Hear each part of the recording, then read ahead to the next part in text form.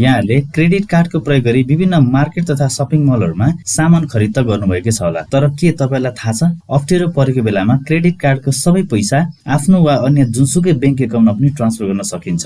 यो कसरी गर्ने अबको क्रममा म तपाईहरुलाई सम्पूर्ण स्टेप्सहरु प्र्याक्टिकली देखाउन गइरहेको छु।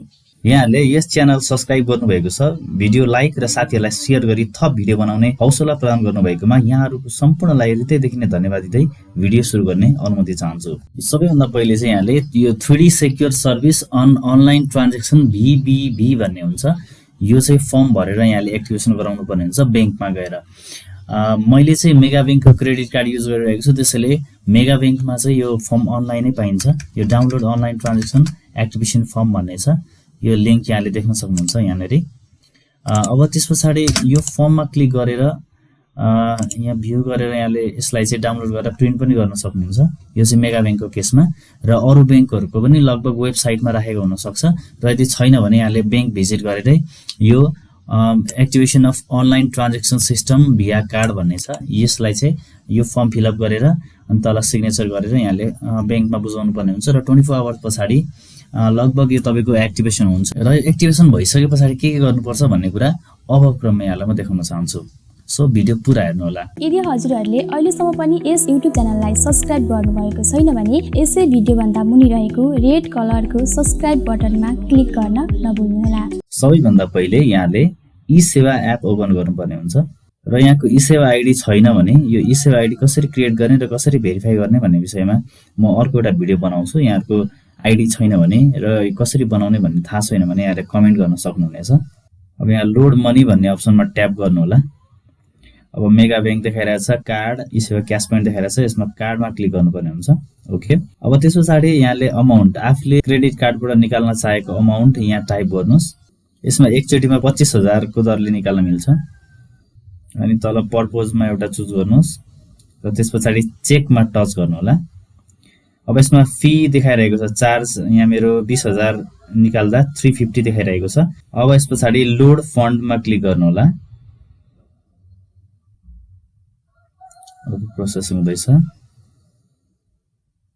ओके, अब तपाईले यहाँ यो स्क्रिनमा देखिरहनु भएको छ कार्ड नम्बर, एक्सपायर डेट, अनि card holder name, CVV number र इमेल एड्रेस। यो सम्पूर्ण विवरणहरू टाइप गरेर ओके मा प्रेस गर्नुपर्ने हुन्छ।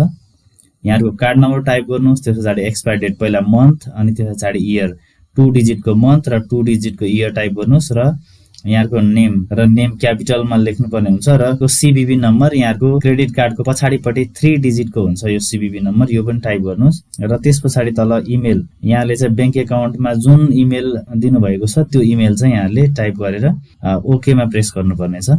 ओके, मैले यहाँ सम्पूर्ण विवरणहरू राखेर अब ओके मा क्लिक गर्दैछु।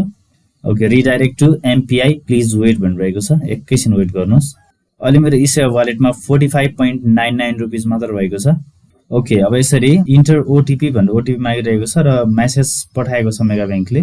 मेरो मेगा बैंकको क्रेडिट कार्ड हो, त्यसैले तपाईको बैंकले मेसेज पठाउँछ ओटिपी राखेर सबमिटमा क्लिक गर्नुस्, र कहिलेकाहीँ ओटिपी आएन भने रिसेन्ड ओटिपी पनि गर्न सक्नुहुन्छ। यहाँको इमेलमा र यहाँको मोबाइल नम्बरमा एकसाथ ओटिपी आउनेछ।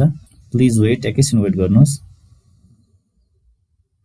Okay, please wait, you will be redirect to merchant site भन्दैछ, एकैछिन वेट गर्नुस्।